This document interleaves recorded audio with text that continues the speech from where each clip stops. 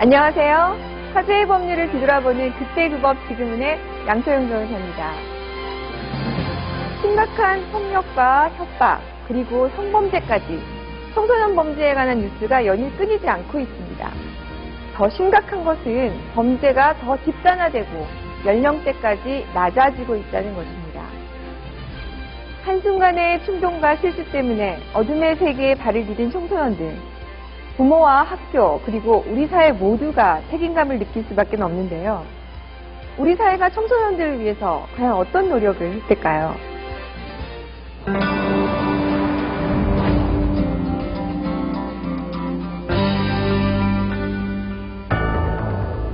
청소년기에는 누구나 한 번쯤 갈등하고 방황하며 정체성을 확립하게 되는데, 이때 가장 중요한 것은 청소년을 바른 길로 인도하고 보호하는 것이다.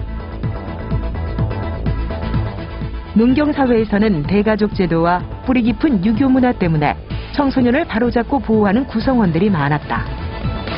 우리 마을에 사는 아이들은 단순히 누구의 아들이 아니라 우리 마을의 아들이다, 이런 관념이 많았거든요. 그래서 좀 청소년으로서 바람직하지 않은 행동을 하면 부모뿐만 아니라 좀 옆에서 뭐라고 해주거나 바로잡아주는 어른들이 많았습니다. 이후 해방과 한국전쟁을 거치면서 국가 차원에서 청소년 정책이 펼쳐진다. 빈곤과 가족 해체 등을 겪은 불우 청소년을 보호해야 한다는 인식과 함께 주간 부서는 현재 보건복지부인 사회부가 맡게 된 것이다. 그리고 1960년대에 새롭게 청소년 관련 법령을 제정하게 된다. 사실은 한국의 청소년 보호 정책은 식민지 시대부터 시작이 됐어요. 그래서 1938년에 일본의 미성년자는 술 못 마신다는 기경금지법하고, 그 다음에 미성년자는 술을 못 마신다는 미성년자 음주 금지가 천황의 칙령으로 해가지고 시행이 됐었어요, 조선 땅에. 그러다가 이제 해방 이후에 그것이 그대로 유지가 됐었어요. 해방이 됐음에도 불구하고 일본 법률이 그대로 유지를 하다가 전쟁 끝나고 이제 61년에 비로소 안정이 되니까 이건 일본법이니까 안 되겠다 해가지고 일본 그 법률을 폐지를 하고, 그래서 만든 게 미성년자 보호법입니다. 1961년에 제정된 미성년자 보호법은 청소년에 대한 통제와 선도, 그리고 미성년의 건강을 보호한다는 목적으로 제정된다. 법령에 따라서 청소년은 흡연과 음주를 하거나 유흥업소에 출입하는 것이 금지되고, 숙박업소나 도박장, 해변 등도 들어갈 수 없게 된다. 청소년을 보호하기 위해 영업자나 고용자 역시 미성년자에게 담배나 주류를 판매하는 것도 금지된다.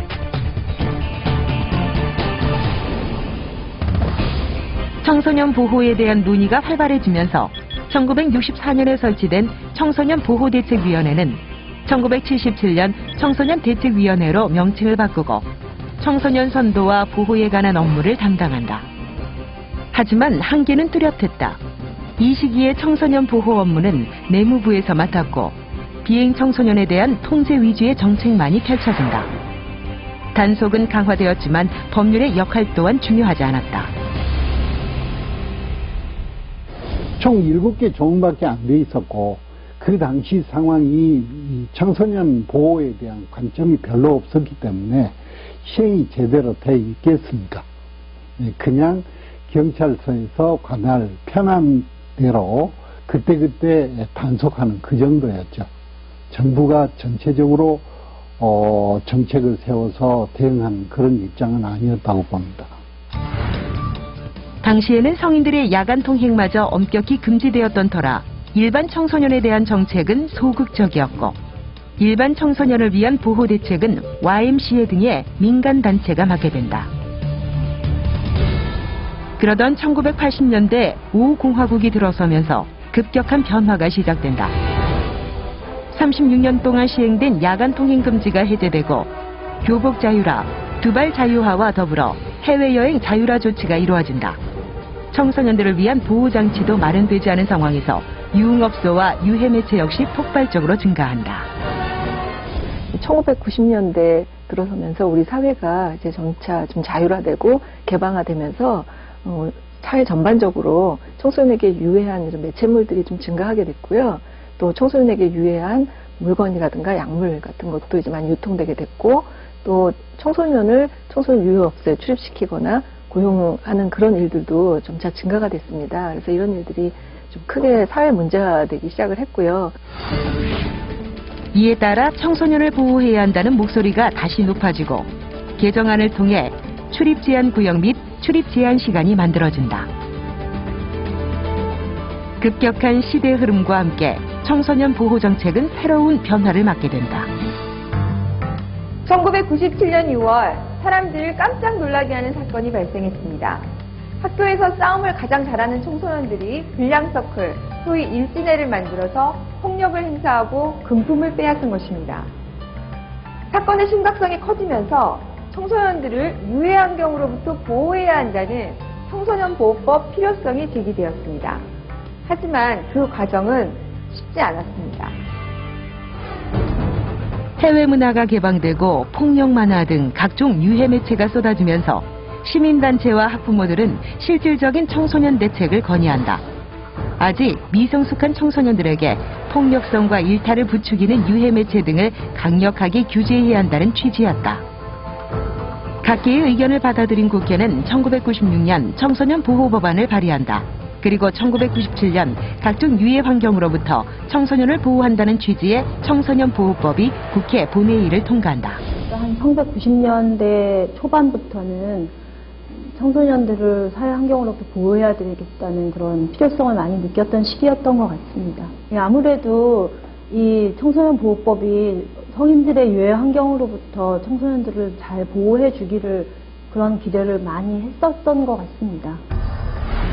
하지만 청소년 보호법이 제정된 지 3개월 만에 일본의 폭력 만화를 그대로 모방한 일명 일진회 사건이 벌어지고 검찰은 일진회에 참여한 청소년들을 폭력행위 등 처벌에 관한 특별법 위반으로 엄벌에 처한다.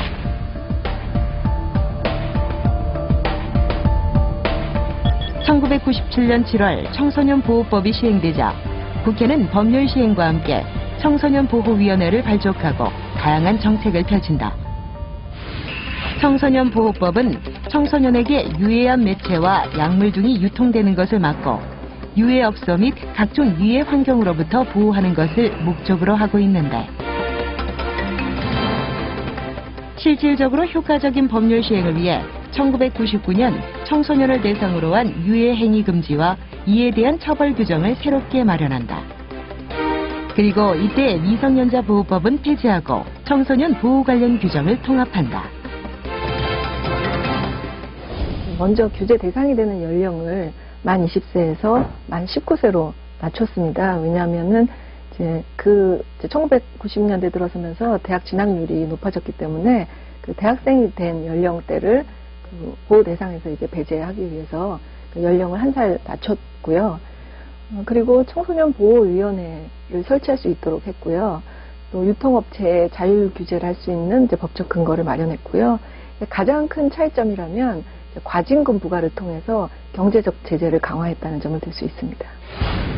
그러던 1999년 10월 청소년 보호법 시행을 무색하게 만든 사건이 벌어진다. 인천에 위치한 한 술집에서 화재 사건이 일어난 것인데 사망자 가운데 대부분은 고등학교에 재학 중인 10대 청소년들이었다.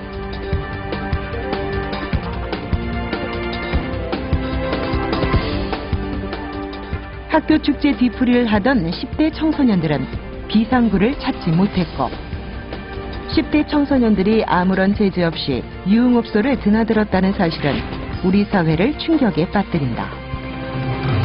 청소년 보호법이 청소년의 보호의 원칙을 두고 있어야 하는데 목적도 불분명한 법안을 정치적으로 혹은 청소년 보호의 어떤 이해관계에 따라서 활용하다 보니 그 실효성이나 사회에 대한 실질적인 기능은 매우 의심스러운 그런 상황이고요. 인천 호프집 화재 사건을 계기로 청소년 보호법에 대한 자성의 목소리가 높아지자 국회는 청소년 보호법 시행규칙과 식품위생법 시행규칙을 동시에 개정한다.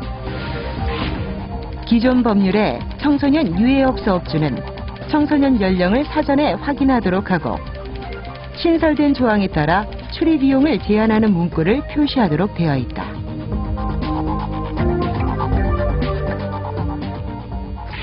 여기에 처벌 기준을 대폭 강화해 청소년 유해 매체를 배포하고 판매하거나 청소년을 유해업소에 고용할 시 최고 3년 이하의 징역이나 2천만 원 벌금에 처하도록 한다.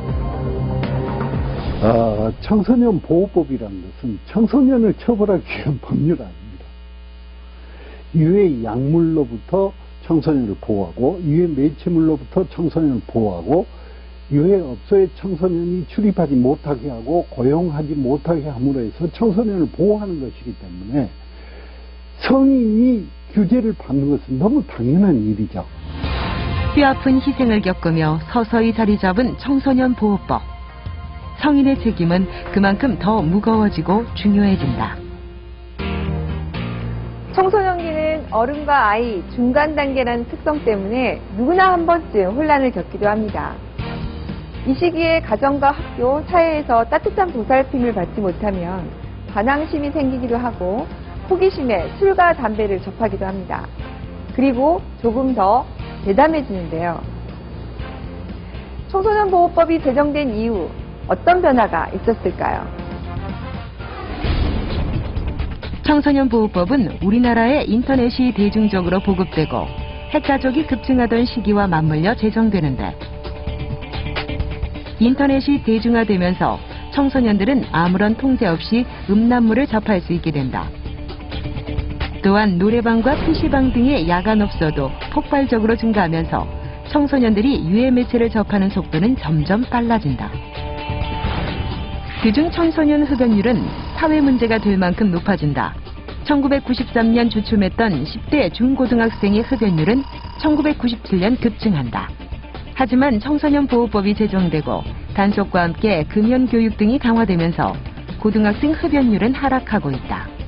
청소년 보호법에 따라 모든 술과 담배에는 경고문이 부착되고 1999년 개정안에 따라 청소년을 대상으로 술과 담배를 판매하다 적발된 경우 2년 이하의 징역 또는 1,000만 원 이하의 벌금에 처해지면서 사업주도 철저한 단속에 나선다. 관련 법률에 흩어져 있던 청소년 유해 환경의 유형들에 대해서 하나의 법으로 체계적으로 규정할 수 있게 되었고요. 또 어떠한 환경들이 청소년에게 유해한 사회 환경인지에 대한 국민적 공감대를 형성하게 되었습니다. 또 다른 점을 또 든다면 그 업주들에게 청소년 보호를 위해서 어떤 것이 유해한 것이고 규제를 받는 것인지에 대한 경각심을 불러일으키게 됐고요. 청소년 보호법은 술과 담배 등의 유해물과 성인용품 등의 유해물건, 그리고 유흥업소와 숙박업소 등 유해업소에 출입하는 것을 규제하고 있는데 청소년 보호법에 의하여 설치된 청소년 보호위원회가 특정 매체물을 청소년 유해 매체물로 결정해 고시하면 제작업자나 유통업자는 청소년 유해 매체물 표시 및 성인 인증 장치를 도입해야 한다. 또한 이러한 매체물을 판매하고 배포하거나 제공하는 자는 반드시 의무적으로 연령 등급을 표시해야 한다. 유해 매체 배포로 인해 영리를 취한 사람은 과징금을 물게 되는데 처벌의 대상은 청소년이 아닌 유해 매체를 제공하는 성인으로 국한된다. 인터넷을 통한 유해 매체의 파급력이 강하고 빠른 만큼 성인들의 책임에 더 큰 무게를 둔 것이다. 청소년 보호법이 이제 기본적으로 접근하는 것은 유해 약물, 그리고 유해 매체물, 그리고 유해 행위입니다. 유해 업소에 출입하지 못하는 거. 이 세 가지 중에서 이제 가장 큰 변화를 겪게 될 수밖에 없는 것은 유해 매체물이에요. 끊임없이 새로운 것이 창출되어 나옵니다. 그리고 그에 따라서 산업이 발달되면 새로운 업소가 끊임없이 나옵니다. 청소년 보호법 제정 당시 국회는 청소년 출입 제한 시간을 규정하는데 빠르게 변종되는 유해 매체와 변종 업소로부터 청소년을 보호하기 위해 PC방과 찜질방, 노래방 등은 오후 10시 이후부터 청소년 출입이 전면 금지된다. 청소년을 보호할 수 있도록 규정을 강화하면서 현장에는 변화가 나타났다. 가장 큰 변화는 아이들에게 술심부름, 담배심부름 시키면 안 된다. 이런 인식은 굉장히 많이 잘 되어 있는 것 같아요. 그런 환경에 노출되면 안 되고, 그리고 어느 정도 보호받아야 되고, 어른들의 문화에서 보호받아야 된다는 기본적인 그런 문화? 그런 것들은 좀 퍼져 있지 않나. 그게 가장 큰 성과라고 봅니다. 2011년 조사 결과 청소년 유해 매체를 단속하는 심의 건수는 매년 큰 폭으로 늘어나고 있다. 하지만 꼼꼼한 단속 결과 시정이 이루어지고 있다. 청소년의 게임 중독을 막기 위해 자정부터 오전 6시까지 16살 미만 청소년의 인터넷 게임을 금지한 셧다운제 역시 감소 효과를 보이고 있다. 가정과 사회, 그리고 학교가 청소년들을 보호하기 위해 다양한 노력을 펼치면서 아주 작은 변화가 나타나고 있는 것이다. 1997년에 제정된 청소년보호법은 청소년들이 건전한 환경에서 살 수 있는 권리를 위해 만들어진 법입니다. 하지만 모든 법이 그러하듯이 부작용과 과제도 만만치 않았습니다. 게임업체와 만화업체는 직격탄을 맞았고 법을 악용한 청소년 범죄도 늘어났습니다. 1997년 청소년보호법이 시행된 후 가장 큰 충격에 빠진 것은 만화계였다. 청소년들이 일본 만화의 영향을 받아 일진회를 결성하고 폭력을 행사했다는 보도 등이 나오면서 만화에 대한 대대적인 단속이 펼쳐졌고, 이연세 작가의 만화 천국의 심판은 청소년 보호법에 의해 음란물로 판정, 유죄 판결을 받는다. 2004년 최종적으로 무죄 판결이 나지만 한때 20가지가 넘었던 만화 잡지는 잇따라 폐간된다. 만화라는 것이 청소년들에게, 학생들에게 유해한 매체라는 걸 전제로 하는 것이 청소년 보호법입니다. 물론 만화만이 아니라 많은 문화적인 표현물들, 그래서 이 만화로 시작한 청소년 보호법의 규제는 현재 게임에 이르기까지 대중문화나 문화적인 매체들, 표현물들을 청소년에게 유해한 미디어로 규정하는 역할을 하고 있고요. 따라서 그 결과로 대중문화 산업은 언제나 이런 청소년 문제가 터질 때마다, 청소년 보호법의 입김이 세질 때마다 위축돼 왔고 큰 산업적, 문화적 피해를 받아왔습니다. 청소년 보호를 위해 유해 매체 선정 기준도 강화되면서 표현의 자유를 침해한다는 불만의 목소리는 여전히 높다. 하지만 모방 심리가 강한 청소년을 보호하는 최소한의 장치로 여겨지면서 문화업계도 변화하고 있다. 예를 들면 뭐 음반 같은 경우에도 전에는 그냥 욕설이나 이런 것들이 들어있어도 그냥 이제 청소년에게 유통이 된다고 생각했었는데, 자신들이 이제 스스로 19금을 딱지를 미리 붙여갖고 내보내요. 스스로. 이런 심의를 받기 이전에. 문제는 청소년 보호법을 악용한 청소년 범죄가 증가한 것이다. 지난 2013년 2월 17세 청소년 3명은 자신들에게 담배를 판매한 편의점 업주를 협박해 현금을 요구했고, 담배와 술을 대신 사주지 않는다는 이유로 성인을 폭행하기도 했다. 2012년 청소년 보호법이 개정되면서 성인이 청소년을 대신해 술과 담배를 구입해 전달할 경우 벌금을 내게 된다. 하지만 청소년을 제재할 수 있는 규정은 따로 없다. 결국 법률을 왜곡해 받아들인 청소년들이 이를 악용한 것인데, 학생들이 어떨 때는 함정을 파놓고 그렇게 이제 업주들이 단속되도록 하는 경우도 있다고 하니까, 그럴 경우에 또 있고, 또 업주 입장에서는 아이들이 속이는 것까지 어떻게 우리가 다 할 수 있겠느냐, 그거 볼 수 있겠느냐, 이런 호소가 있는데, 사실 어느 정도는 공감이 가는 이야기고, 그분들의 어려움도 저희도 공감하고 있습니다. 청소년 보호법은 소년법과 달리 청소년 보호에 초점이 맞춰져 있기 때문에 청소년 보호법은 청소년 처벌을 강화하기보다는 보호하고 규제하는 쪽으로 나아가고 있다. 하지만 선의의 피해자가 늘어나면서 국회는 청소년에게 술과 담배를 판매하지 못하도록 의무적으로 표시하는 내용의 개정안을 통과시켰고, 현재 세부 규정을 마련하고 있다. 나날이 진흥화되는 청소년 일탈. 하지만 무엇보다 가정과 사회의 책임이 크다. 특히 이제 맞벌이 부부가 늘어남으로써 관심을 기울이는 기회가 적어지고 있고, 대화가 단절되는 이러한 경우들이 늘어나고 있습니다. 그러한 것들로 인해서 아이들이 문제를 경험하게 되는 경우를 저희들은 흔히 볼 수 있는데 가정에서 보호받지 못하는 청소년들을 사회가 보호해야 하는 것인데 청소년 쉼터의 기능을 지금보다 좀 더 강화할 필요가 있겠고요. 이제 또 하나는 가출 청소년에 대한 지원을 보다 체계적이고 통합적으로 하기 위해서 청소년 가출 예방 지원센터를 새로 신설할 필요가 있겠습니다. 정부는 청소년 보호법에 따라 학업을 중단하거나 가정의 보호를 받지 못하는 청소년들이 머무를 수 있는 쉼터를 개설하고 청소년 전문 상담센터를 운영해 청소년의 목소리에 귀 기울이고 있다. 또한 학교와 가정으로부터 보호받지 못한 청소년이 사회적 편견과 차별을 받지 않고 유해 매체로부터 보호받을 수 있도록 국회와 여성가족부는 3개년 청소년 종합지원대책을 수립하고 있다.